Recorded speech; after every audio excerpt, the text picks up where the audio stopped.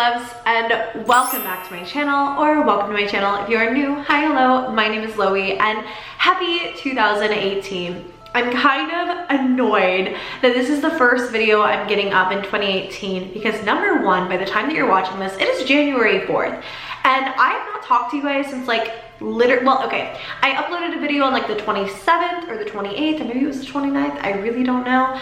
But honestly, I haven't filmed in so long. It's absolutely ridiculous. So I filmed a video on like January 2nd, and I said, hi guys, happy new year, like thanking you for an amazing 2017. That's not gonna get uploaded until after this. I just filmed like a solid heart-to-heart where I sat down and talked about how much you guys have meant to me in 2017, all of the things that happened in 2017 that should go up later this week, and that's not gonna go up until after this. So now, once again, I have to say happy 2018. Thank you guys for being there in 2017. In February, this channel will have been around for 5 years, and it's insane to me that our family has grown so fast. We are so loyal to one another, and that this continues to be a place that I go to for my own happiness, and because I love it so much, and that it continues to be a place where you go for your own happiness as well. Thank you guys. I'm not gonna ramble forever, but I just wanted to say I love you. I have changed locations. I'm currently moving, not completely out of the apartment. I'm keeping my LA apartment full time. I have decided to move elsewhere and be bi-coastal for the time being, you know, LA, East Coast, back and forth. I think it's gonna be really fun in this new year, but we'll talk more about that in another video. So I'm sorry if it's a little bit echoey. I'm hoping it's not awful. Hopefully we'll be able to balance things back out. I'm just gonna have to kind of get used to this room again, or we may start filming in my bedroom where I still have like my bed and all of that fun stuff. So we'll see. It's gonna be a little bit of trial and error for a while. I was not going to really film very much in January, but I also realistically knew that a Dear David update was coming, right? It was after the holidays. Adam said he had been back home in Montana visiting his family, and I think he said that on like December 20th, and I knew there wouldn't be an update for a while, but like clockwork, almost exactly 11 days later, like I had said, I think it was 13 exactly, but we have another update. So I literally took a shower, my hair is still kind of wet, I slapped on some makeup, and I am here to talk about Dear David today. So on December the 20th, 2017, Adam tweeted, hey everyone, I'll be gone for the next week visiting family back home in Montana for the holidays. It'll be nice to get away from all of this for a bit. Thanks for everyone's kind words lately. I'll see you when I get back. So Adam's been away, and then exactly on January 2nd, 2018, he tweeted, so I've been away from the city for a couple of weeks. Thread. I went home to Montana for the holidays, and almost immediately I started to feel better. Less tired, less foggy. Up until now, I haven't really entertained the thought of moving, thinking that David would just probably follow me wherever I go. But when I left for Montana, everything seemed to improve. Like maybe David wouldn't follow me after all. Maybe he was tied to the house and not me. Being home felt safer, and I managed to relax a little bit. I even started browsing listings for new apartments back in New York. The last thing I want to do is move in the middle of winter, but after the past few months, it seemed like it might be worth it. It felt like there might be a way out. But after a few days, I started to feel strange again. One night, I got up to go to the bathroom, and as I stood there in the dark, I couldn't help feeling like there was something moving outside the bathroom window. The bathroom looks out into the backyard, and it was pitch black. I could barely see anything, but it's Montana, and there are animals passing through all the time. Sure enough, in the morning, I found animal tracks through the snow. I don't know the specific animal. Deer? Elk? The next night, the same thing happened. I got up in the middle of the night and thought I saw movement in the blackness outside. This time, I stood at the window and gazed out, straining my eyes to see, waiting for them to adjust to the night. For a long time, I stared out into the snowy darkness, but couldn't see any movement. Then, just as I was about to turn away, I saw something lurch off to the right and disappear from view. Again, it was too dark to make out the animal, but it could have been anything. Maybe a coyote or something? I couldn't tell what they were from the bathroom, so I got dressed, put on my coat, and went outside. When I got up close, my heart practically stopped. They weren't tracks, they were footprints. Really small footprints.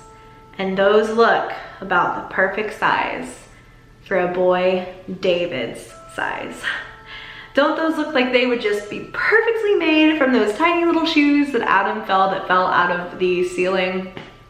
I followed them across the backyard, but they disappeared into the ditch out back. I don't know why that was so hard to read. They disappeared into the ditch out back. I stood there in the snow, not knowing what to do. What could I do? Call the cops and tell them I found footprints in the snow? The last couple nights, I was too scared to leave my room. If it had been David out there in the snow, it meant that he could follow me anywhere. No matter where I moved, he could find me. I felt helpless. I flew back to New York the day after Christmas.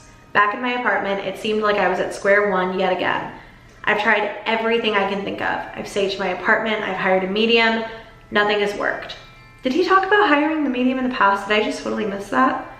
And worse, I still feel him at night, watching me from different corners of my room, always getting closer and waking up right before something happens. For the past few nights, I've been using that app that takes photos every couple minutes, but nothing has shown up. For whatever reason, it doesn't seem to work anymore, but I've left it running just in case. It's picked up absolutely nothing, save for one thing from last night. Last night was particularly bad. I felt sick and had nightmares all night. I dreamed that David was hovering in the corner by the ceiling, far off the ground.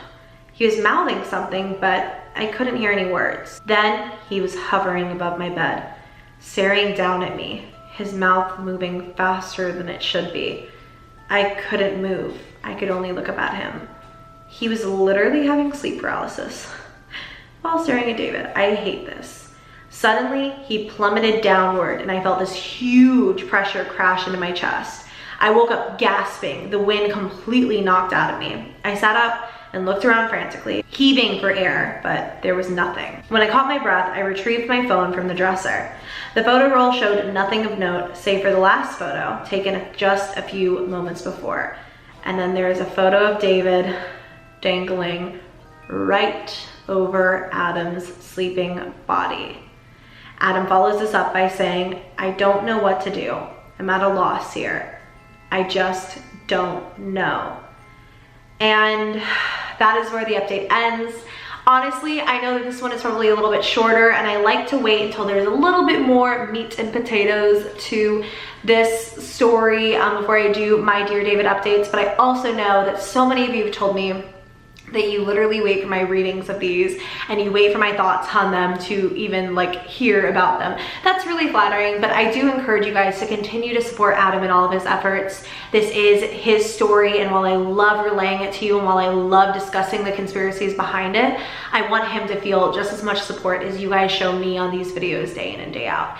I have noticed this round a particularly larger than usual group of people talking about the fake aspects of this one, and I again have kind of stopped poking plot holes in this. I've just enjoyed it for what it is, and whether it's fake or real, I kind of don't care anymore.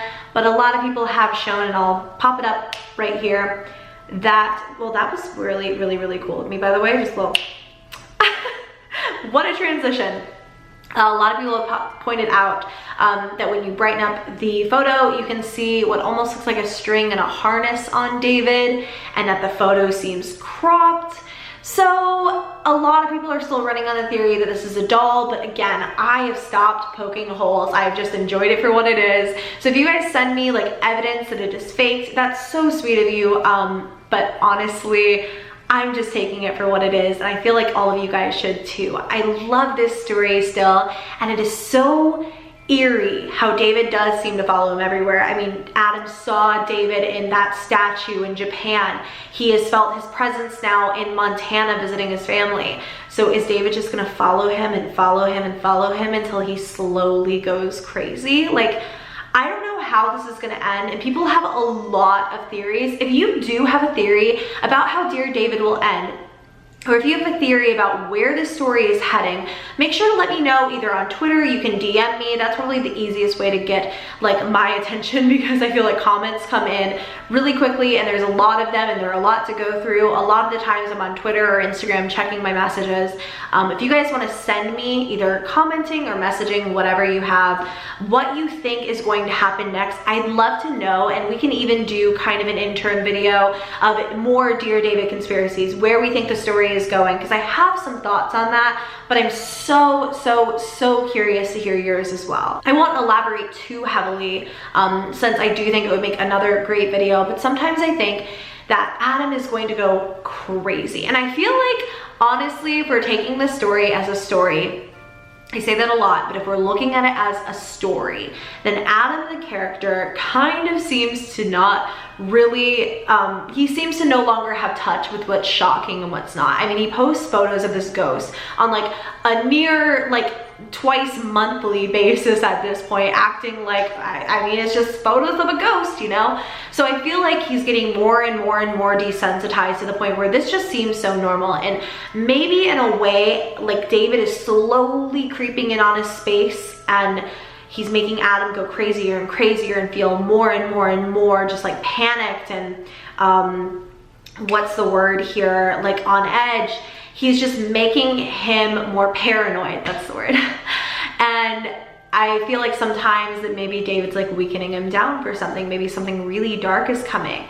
Or maybe this is just a story about a little boy ghost. Maybe it really doesn't have as much meaning as I think it does.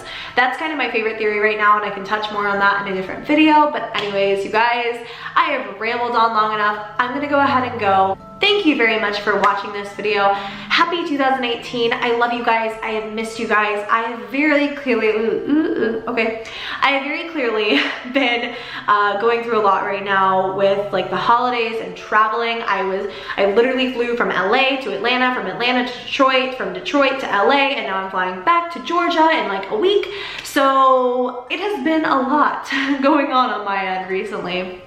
So thank you guys for your patience. I really do miss you, and I want to do another month of straight uploads again, maybe March or April or May. I don't know yet. May is my birthday month, so that could be a really cool one, but maybe it'll be like March Madness, May Madness, something like that, to kind of tide us over between now, October, and December, which I know those were such fun months. I want all year to be so fun on this channel. I want us to have fun 24/7 in 2018, and I want to continue to put out amazing content for you guys and stuff that I know that you're enjoying. Thank you for being my best friends, for making 2017 a year that I truly dove into YouTube, not because it was my job, not because I had to, but because I wanted to, because I loved seeing your faces every day, because I loved hearing your feedback on a daily basis, because I love your tweets and your emails and your messages, and you make my whole world so much brighter, and I just love you so much.